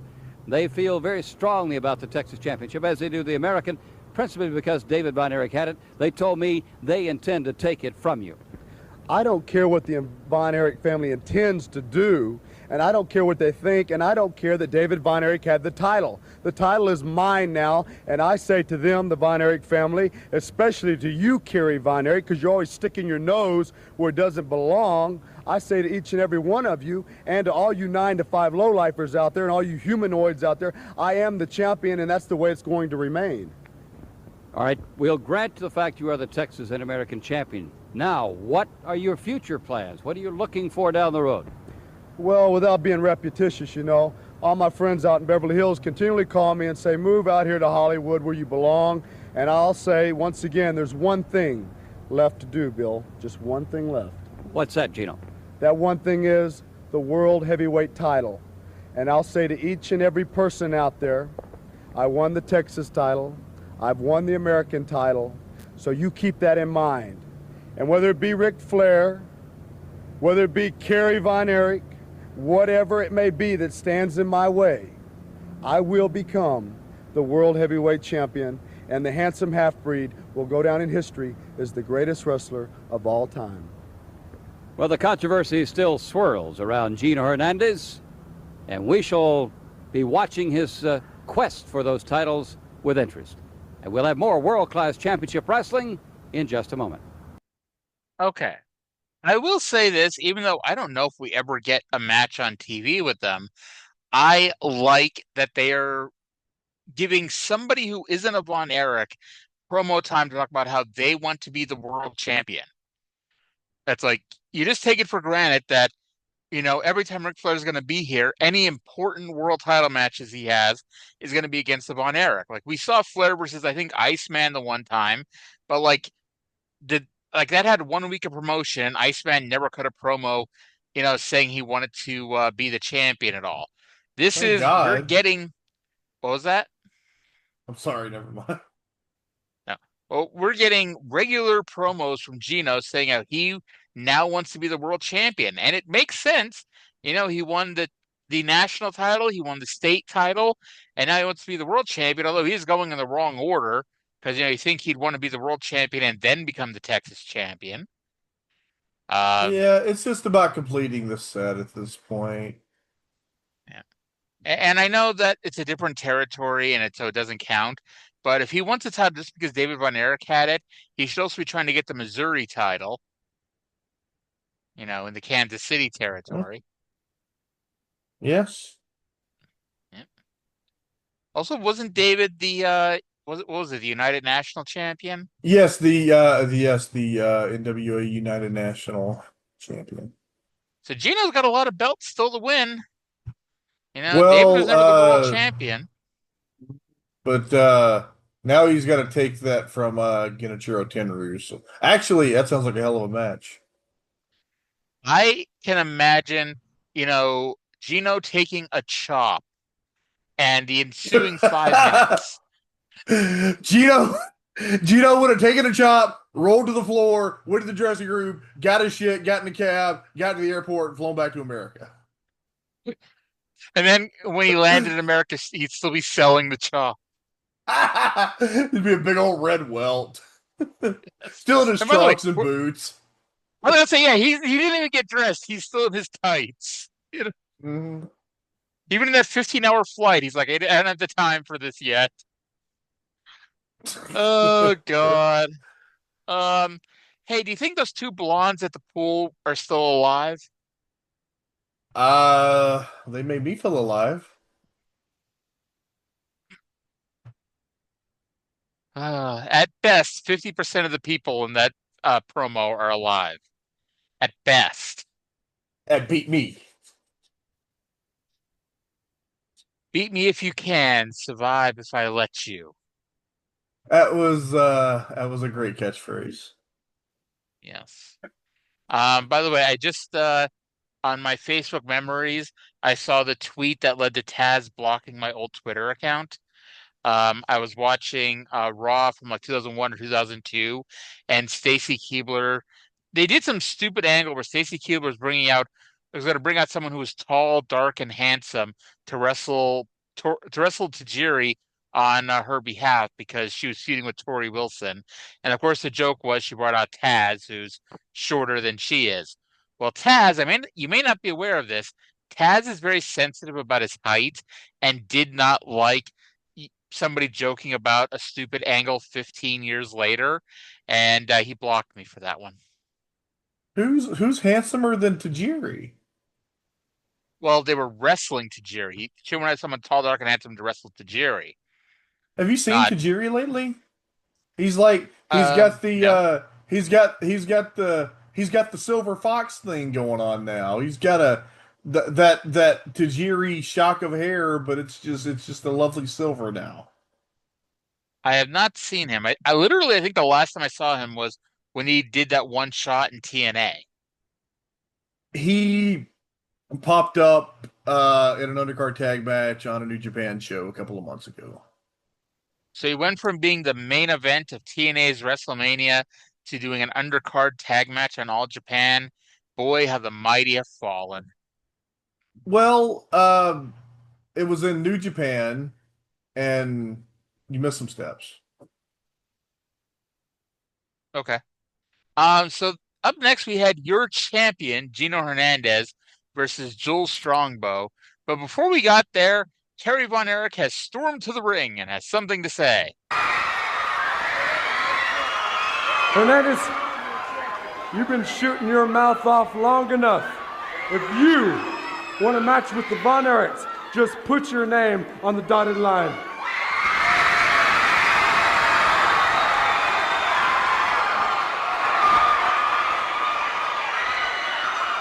For your information, Kerry Von Erich, I am the champion.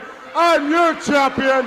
And I'm surprised that your baboon brain is ignorant enough to get up here and say, put my name on the dotted line, because you know I'll put my name on any dotted line anytime.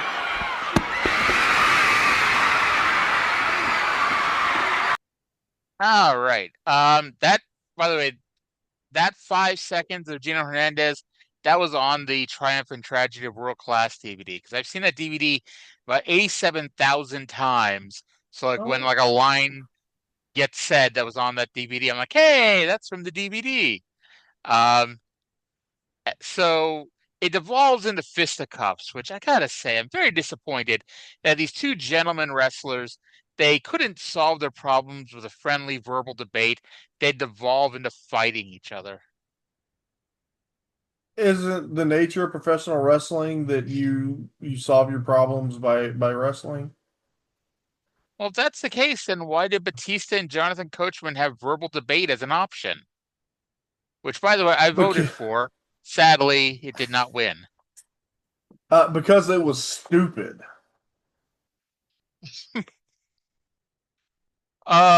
So Gino, by the way, Kerry got the best of it, shockingly. Gino screamed that he will kill Kerry. I'm like, well, he doesn't really need any help with that, Gino. Gino got back in the ring and took the discus move, trademark. I knew I'd pop you on that one. And then Gino began throwing chairs into the ring, and they're lucky they aren't in ECW, because if he would have done that, the fans would have thrown more chairs in as well. So if in an alternate timeline Gino Hernandez did kill Kerry Von Erich, does the butterfly effect somehow make it the Hernandez thing? I ain't gonna do the Hernandez thing. Maybe if Gino wouldn't have died, Kerry wouldn't have gotten into a motorcycle accident, because that happened like a few months later.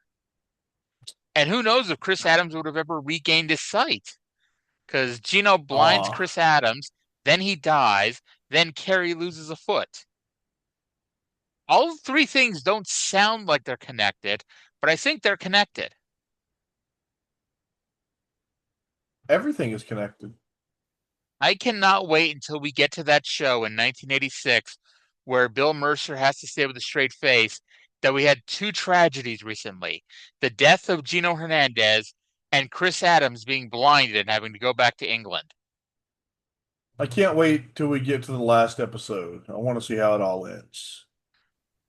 Well, I guess it depends on when we end it, because, like, you know, I kind of want to see Fritz have a heart attack, but I also believe by that point we're going to be strangling each other, you know, wanting to move on to watch literally anything else. Let's take it week to week. Yes. Well, because again, that's head to head. Well, head to head. That's the same week as the last UWF show. So theoretically, that would be the right time to stop doing World Class. And that would be a great finale. Fritz has a heart attack. I wish that. Never mind. Oh, Lordy. By the way, do you ever notice Gino only ever has one belt? which continues our theory, our real theory from last year was that they only had one belt and kept sending people out with it when they were either the Texas or the American champion. No. Texas just thinks it's the whole United States. There you go. Because the belt just says like world class champion on it or something. So it's not even like they went through the hassle of making two belts. If you are a champion, should you not be inherently world class? There you go. By the way, that whole thing with Kerry, they went like 4 or 5 minutes with Kerry getting the best of Gino. And then Gino gets in the ring, they ring the bell, and Gino beats Jules Strongbow, proving what a loser Jules Strongbow is. We have I didn't need proof. Who's a bigger bitch at this point, Terry Taylor or Jules Strongbow? Me, because I spend several days a week mostly driving or sitting in the car and waiting between drives.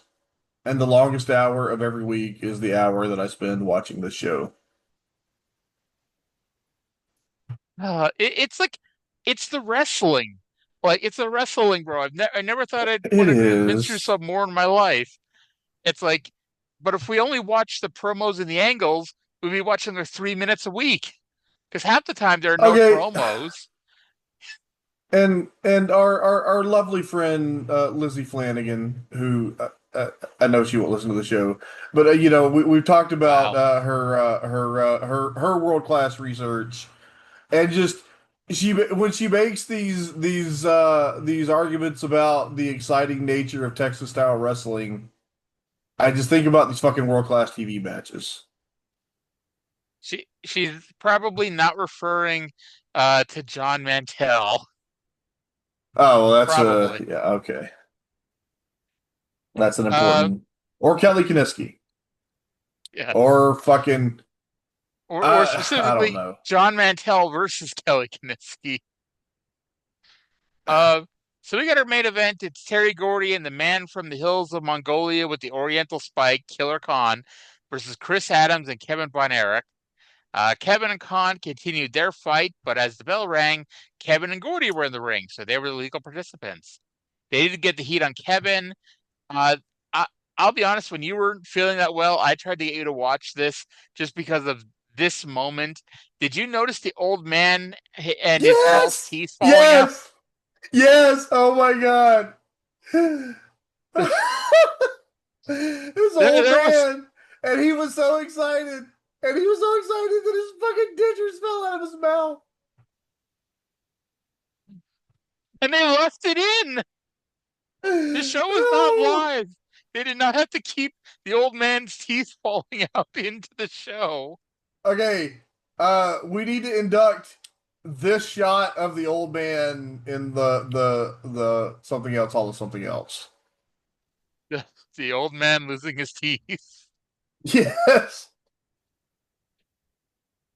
The old man. Tell us about the rest of the match here while I write this down. No amount of fighting will deter drunk Mark Lawrence from completing his ring announcement. So it was during this match that I realized that I was hearing a ringing in my head and I had a headache. And I don't know if it's because of this show or if my brain is just broken. But Buddy Roberts hit Kevin with a shoe. Who interferes for the DQ with a shoe, honestly? By the way, why didn't George Weingroff's penis make the save? It was busy. Maybe he tried and he got lost on the way to the ring. You noticed that Hayes wasn't out here, was he? Nope. Yeah, he was in the back preparing a line of cocaine on George Weingroff's penis. That's why George didn't come out either. Yeah, exactly. Do you think they got one of the blondes from Gino's pool party to help with the penis?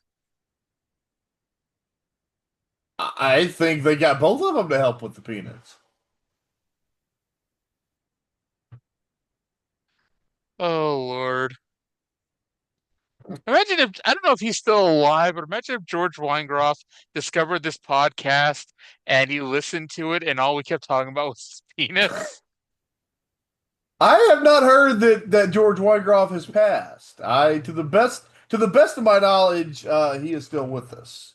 I want to believe that you have knowledge of every wrestler who's ever passed, and you get, I guess, like anybody can this way, but like you get constant notifications and update to like your master Excel spreadsheet of any pro wrestler ever who is still with us. I mean, well, you're not that wrong. He has a fucking Wikipedia page. He does. George Weingroff has a Wikipedia page. I don't know why I'm surprised by it. I guess I shouldn't be. But... Okay. This is new-ish because I, within the last year, did look for George Weingroff, and the only reference to him on Wikipedia was on his father's page. Or do I have that backwards? And the only reference to his father is on his page. No, they both have pages. Okay, they both have pages. No. George Weingroff fought in Pancrase. Yeah, I told you about that. I'm sure you did, but there's a difference between you Facebook messaging me something and me looking at the Wikipedia article showing that George Weingroff, legally blind George Weingroff, who reportedly had most of his sight restored via surgery at some point, but still, George Weingroff fought an MMA fight. Sure, it's in Japan where anything was allowed, and he lost to a high kick. Do you think he saw the fucking kick coming? This was actually the first Pancrase card. Well, Pancrase, yes, we are hybrid wrestlers 1. Yes, we are hybrid wrestlers 1. Yes. That's a very Japan name. Yes, it is. All from the beautiful mind of Akira Maeda. Kazuo Takahashi, by the way, is the person who beat him in that fight. I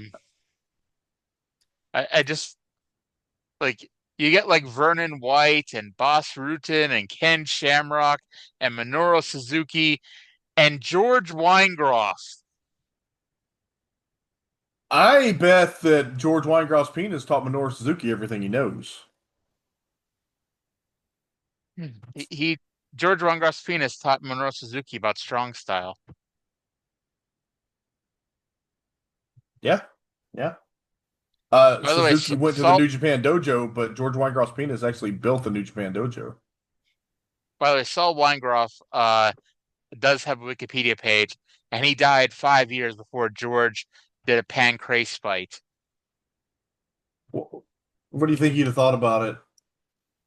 I would like to think he would have talked his boy out of it. You're probably right. My boy. By the way, the Faces sent Con Wheeling with a triple drop kick. And next we're going to have Kerry versus Gino. Okay, Kerry versus Gino. Okay, Kerry versus Gino. Yeah, see that. Yeah. I bet that's going to be a fun little match. Yeah. And I bet somebody's going to interfere for the disqualification. I bet you're right.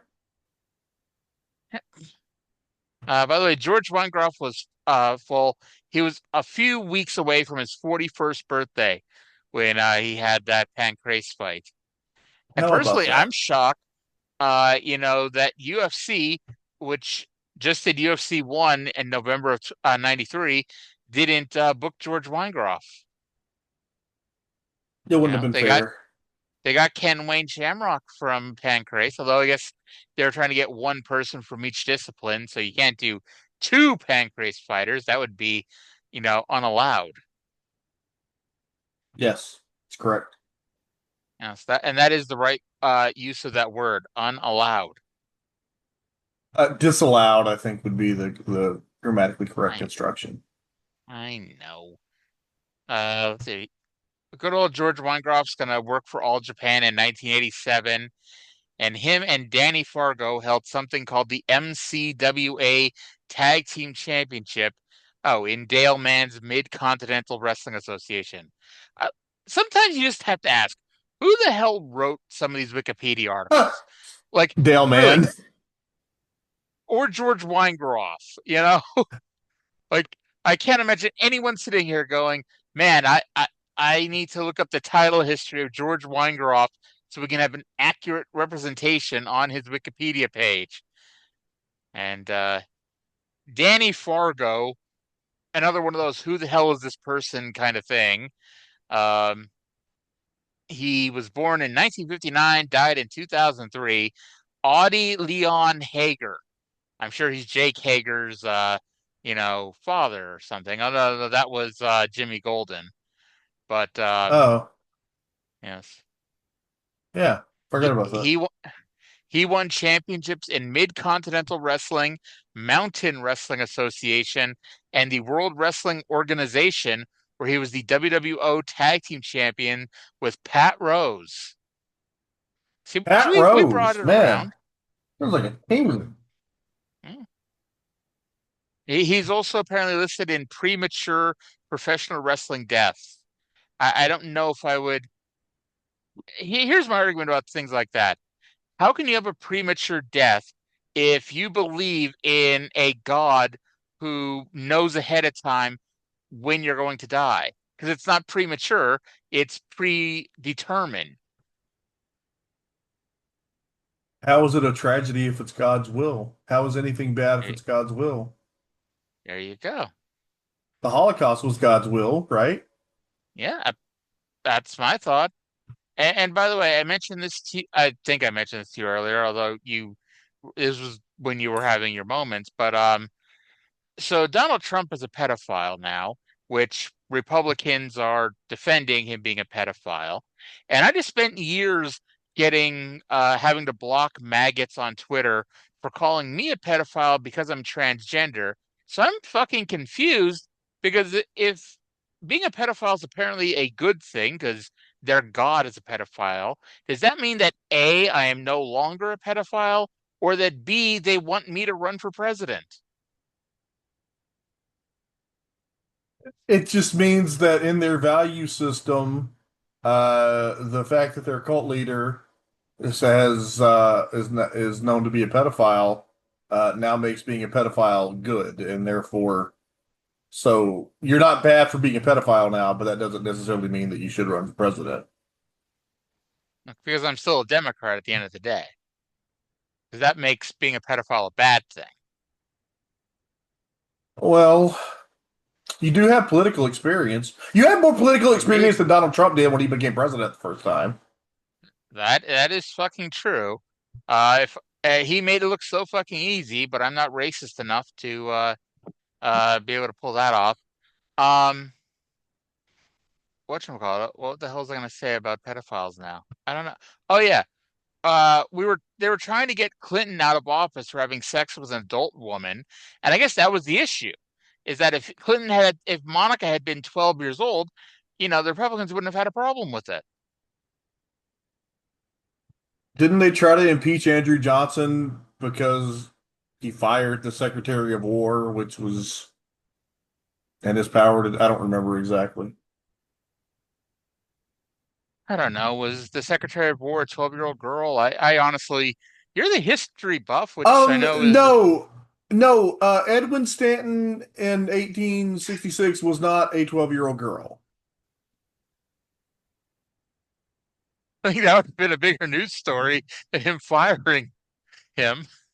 That would have been probably the biggest news of the day. Yeah, you're right. Oh Lord.